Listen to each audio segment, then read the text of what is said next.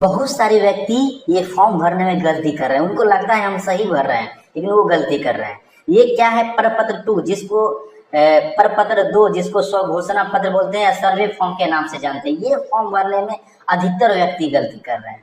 ये फॉर्म करीब हम 1000 से ऊपर व्यक्ति को भरा चुके हैं और हम जो है देखे हैं ये बहुत ऐसे व्यक्ति हैं सो ये हर एक जैसे जितने भी खाने हैं सब में गलती करते हैं। तो हम इस वीडियो में हम आपको बताएंगे कि आपको क्या गलती नहीं करना है। अगर भर भी लिए हैं और आपके पास फॉर्म है तो ये देख लीजिए, जिससे आपको क्लियर हो जाएगा कि आप सही भरे हैं कि नहीं। तो देखिए, सबसे पहले हम बात करेंगे, ठीक है। हम इस वीडियो को एकदम छोटा रखेंगे जितना हो सके, लेकिन आप जो है देखिए, मेरा बात यहाँ पे ये होता है कि नॉलेज की और इंफॉर्मेशन से कोई कॉम्प्रोमाइज नहीं होता है, क्योंकि ये सर्वे है ना कि कॉमेडी वीडियो है जिससे आपको मनोरंजन हुआ तो हुआ, नहीं तो साफ। ये जिंदगी भर आप करेंगे यहाँ पे लापरवाह तो आपके बच्चे सबको असर पड़ेगा, ठीक ना। जिंदगी भर कोर्ट कचहरी का चक्कर काटते रहेंगे। तो ये गौर से सुनिएगा, गौर से देखिएगा, नहीं तो फिर दिक्कत हो सकता है। सबसे पहले इसमें गलती यहाँ पे लिखा है रैयत का नाम,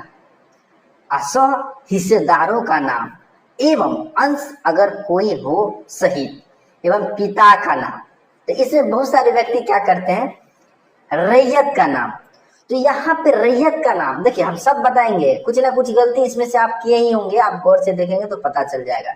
अधिकतर व्यक्ति कर रहे हैं, यानी 100 में से 80% व्यक्ति ये गलती किए। 100 में से 80% व्यक्ति। देखिए, रैयत का नाम जो जिसके नाम से जमाबंदी नंबर चलता है वो डालना है, वो कोई गलती नहीं करते हैं। इसमें कोई गलती नहीं करते हैं। गलती कहाँ करते हैं, आगे देखिए, यहाँ लिखा है स्व हिस्सेदारों का नाम। इसमें भी कोई गलती नहीं करे, गलती कर रहे अंश। कहाँ कर रहे? अंश। बहुत सारे व्यक्ति मतलब इसमें अंश को भी भर रहे हैं। क्या कर रहे हैं? अंश।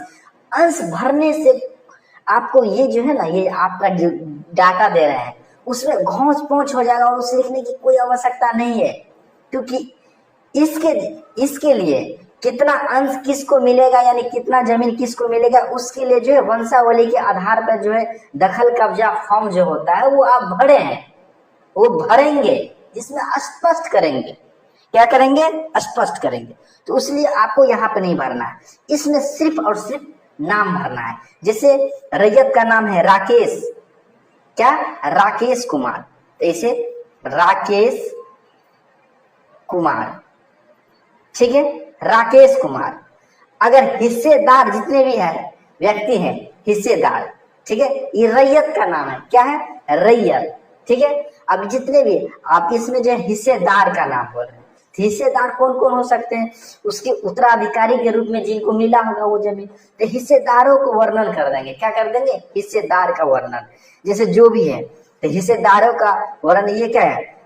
सबसे पहले रैयत का नाम, ठीक है, हिस्सेदार का वर्णन करेंगे। क्या करेंगे? हिस्सेदार का वर्णन। ये जितने भी व्यक्ति हैं हिस्सेदार का इसमें वर्णन करेंगे, ठीक है। तो हिस्सेदार में वर्णन क्या करेंगे? ये रैयत हो गया, पहला रैयत। आप क्या करेंगे उसके बाद इसमें जितने भी हिस्सेदार हैं, क्या करेंगे? जितने भी हिस्सेदार हैं उस सब का नाम भरेंगे। क्या करेंगे? हिस्सेदार का नाम भरेंगे, चाहे जो भी है। उसके बाद पिता का नाम, अगर जो भी पिता का नाम होगा वो पिता का नाम। जैसे हिस्सेदार में सोनू मोनू जो भी रहेगा भरेंगे। और उसके बाद हम शॉर्ट फॉर्म में बताएंगे जो जो गलती कर रहे हैं बस उसे, क्योंकि इस पे हम वीडियो बना चुके हैं, समझा चुके हैं, लेकिन बहुत ऐसे चीज है उसमें बताना हम भूल गए, ठीक है ना। उसलिए हम इसको फिर दोबारा हम आप लोग एकदम फ्रेश न्यू और एकदम बेस्ट देने का प्रयास कर रहे हैं। फिर पिता का नाम लिख देंगे, जो भी पिता रहेगा, ठीक है, पिता का नाम, ठीक है, पिता का नाम लिख देंगे, जो भी पिता है हम बता रहे हैं, ठीक है। यहाँ पे हिस्सेदारों का वर्णन। उसके बाद यहाँ पे देखिए, यहाँ पे क्या गलती करते हैं, यहाँ पे अधिकतर व्यक्ति गलती कर रहे हैं। यहाँ पे जो व्यक्ति अपने गांव में नहीं रहते हैं, कहीं बाहर रहते हैं, ठीक है, कहीं बाहर रहते हैं, वहीं पे बस गए हैं। यहाँ पे सिर्फ और सिर्फ जमीन है या खरीदे हैं, गांव में कहीं खरीदे हैं, शहर में रहते हैं, गांव में जमीन खरीद के छोड़ दिए हैं कि हम भविष्य में गांव की ओर बढ़ेंगे, ठीक ना। तो वैसे व्यक्ति को बता रहे हैं कि आप वो व्यक्ति क्या करते हैं, जो जमीन का जो एड्रेस होता है, जहां पे जमीन है वो एड्रेस डाल रहे हैं। तो वो एड्रेस है, जमीन का जो है ना पता नहीं डालना है आपको, जमीन का पता नहीं डालना है। जमीन का पता तो यहाँ पे डाले हैं। देखिए रासव ग्राम, थाना संख्या, हल्का नंबर, पुलिस थाना का नाम, अंचल का नाम, जिला का नाम, वो तो आप डाले हैं। ये कहाँ पे क्या करें, लेकिन यहाँ पे लिख लें अस्थाई पता। अगर आप दिल्ली में अपना अस्थाई पता है, दिल्ली में रहते हैं, दिल्ली का लिखेंगे।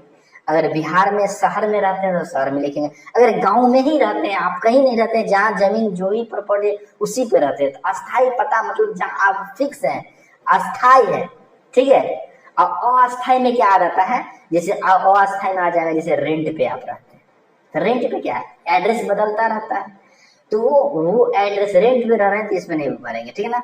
तो रेंट वाला नहीं, अस्थाई पता भरेंगे, यानी फिक्स जो भी है आपका, जो फिक्स है। और रेंट वगैरह पे है तो जो वो अस्थाई पता आपका नहीं है, अस्थाई पता आपको क्या हो सकता है, आपको सोचना पड़ेगा। उसके बाद बहुत सारे व्यक्ति खाता, खेसरा, क्या बोलते हैं, रकबा, चौहद्दी, जमीन की किस्म और लगान वगैरह में बहुत सारे व्यक्ति गलती, अधिकतर व्यक्ति यहाँ पे गलती कर रहे हैं।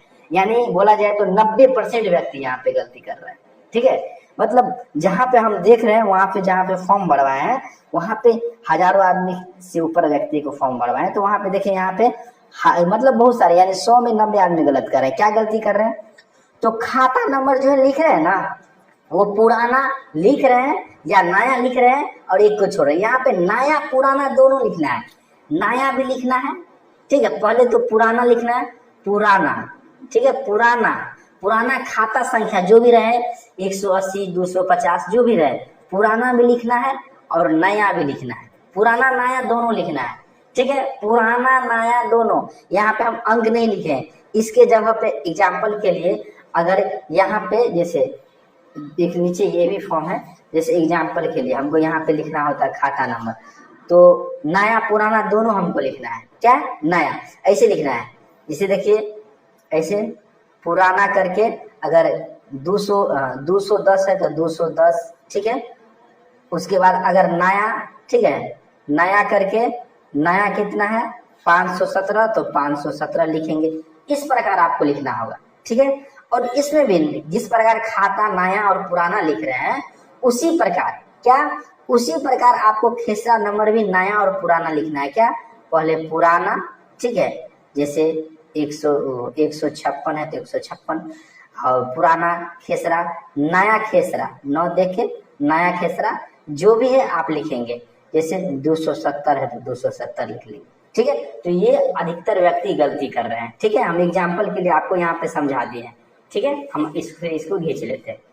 देखिए, गौर कीजिएगा, ध्यान दीजिएगा, हम आपको जो बता रहे हैं बस उस पर ध्यान दीजिएगा। अगर आप भर लिए हैं तो कोई दिक्कत नहीं है, देखिए फॉर्म को फिर से सुधार कीजिए, फिर नया फॉर्म भरिए, ठीक ना। खेसरा में भी नया पुराना बता ही दिए हैं, इसको ही हम ऊपर से नीचे ले लेते हैं। अच्छा, यही ठीक है, फिर उसमें हम लिखना होगा ना कुछ, तो फिर उसमें लिख के हम समझाएंगे आपको। इसलिए हम 2 फॉर्म रखे हैं समझाने के लिए, ठीक है। नया पुराना, इसमें पुराना पहले लिखेंगे, पुराना नया खेसरा। जैसे खाता में पुराना खेसरा, नया खेसरा, पुराना खेसरा, ठीक है। उसे भी खाता में भी नया पुराना लिखेंगे। और देखिए, रकबा में बहुत सारे व्यक्ति जो है क्या करते हैं, इसमें रकबा में क्या करते हैं, अगर ज्यादा जमीन है तो हेक्टेयर में लिख देते हैं, ठीक है। हेक्टेयर में लिखिए, लेकिन हेक्टेयर में देखिए, 1 हेक्टेयर में 247 डिसमिल होता है। 1 हेक्टेयर, क्या, 1 हेक्टेयर में 247 डिसमिल, कितना, 247 डिसमिल होता है। तो आप जो है अगर हेक्टेयर, ये मान के चलिए 247 से ऊपर है, बहुत सारे व्यक्ति हेक्टेयर में नहीं लिखते हैं, डिसमिल में। जैसे मान के जिसको बहुत ज्यादा प्रॉपर्टी है, अधिक है, ठीक है, कई हेक्टेयर में है, इतना समझिए, तो वो व्यक्ति क्या करेंगे, ऐसे जो लिखेंगे तो खाना रहता है छोड़, उनको क्या करेंगे, अगर मान के चलिए मान के चलिए इनको 555 डिसमिल जमीन है, तो 555 डिसमिल जमीन है ना, या जो भी है, तो उसको आप क्या करेंगे, हेक्टेयर में बदलेंगे।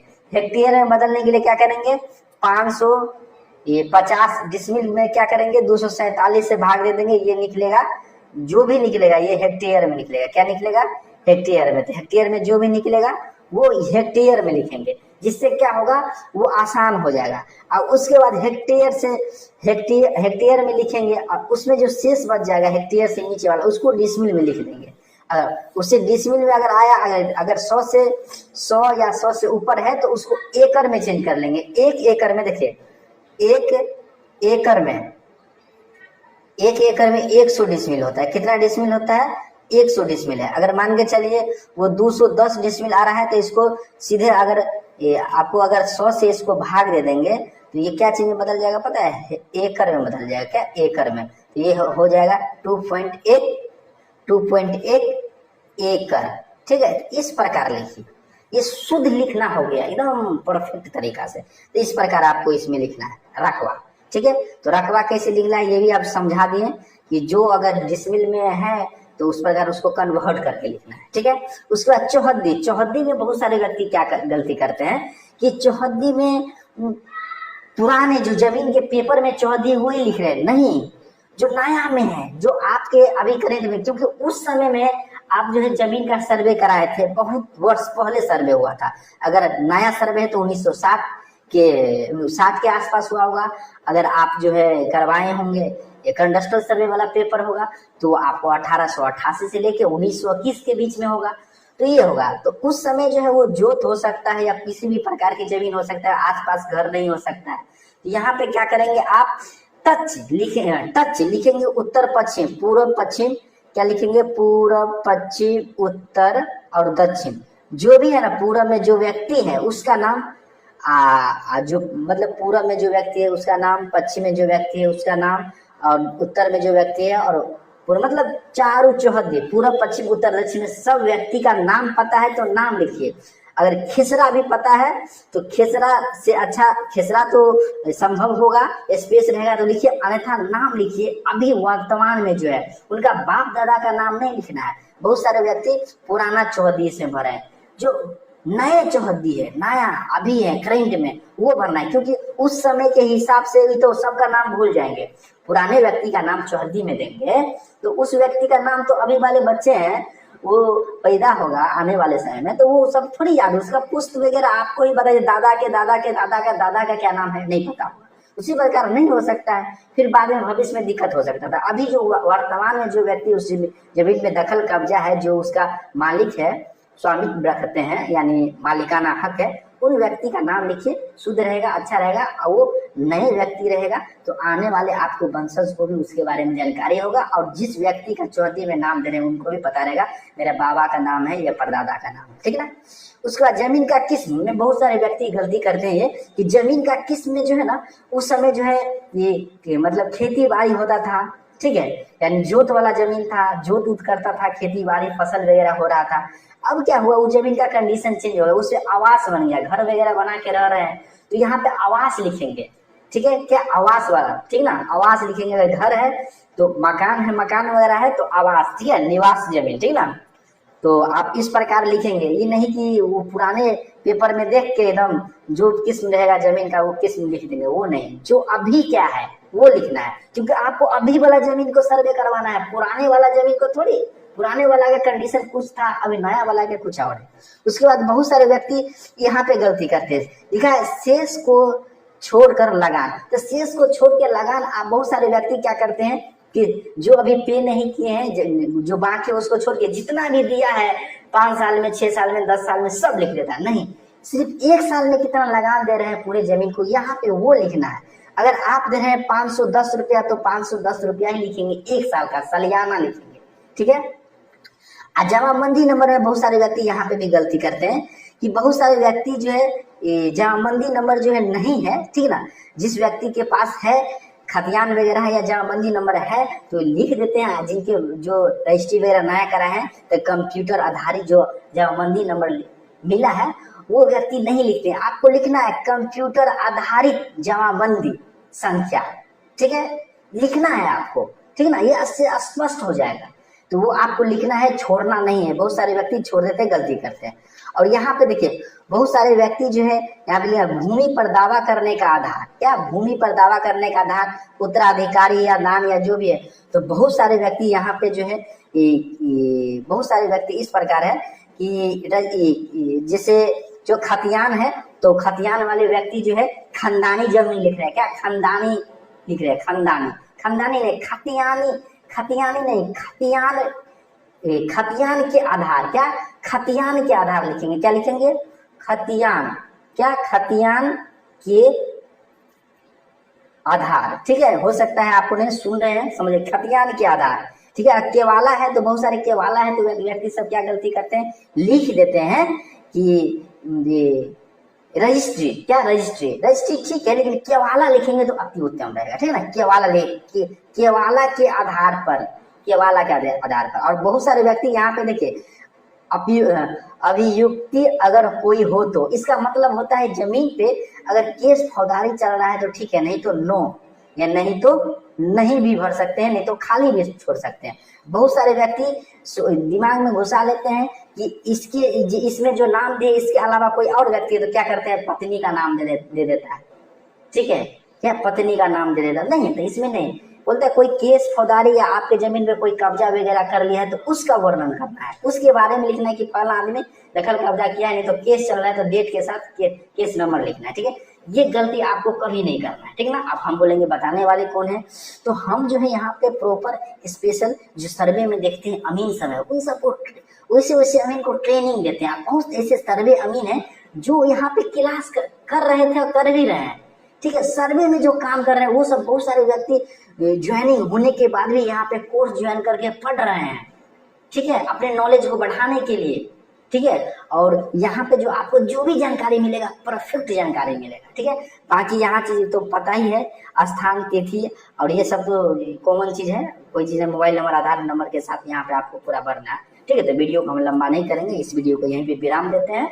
और अगर विशेष जानकारी लेना है तो ये व्हाट्सएप नंबर है स्क्रीन पे, आप व्हाट्सएप पे मैसेज कर दीजिएगा या कॉल कीजिएगा 4-5 बार 6 बार लग जाएगा, तो आपको काउंसलर उठाएंगे, जो भी है जैसे प्रोसेस आपको बता देंगे, ठीक है। अगर ऑनलाइन क्लास भी करना चाहते हैं तो कांटेक्ट कर सकते हैं, अगर किताब वगैरह भी लेना चाहते हैं तो ले सकते हैं। फिर मिलते हैं अगले वीडियो में, इस वीडियो में बस इतना ही, धन्यवाद।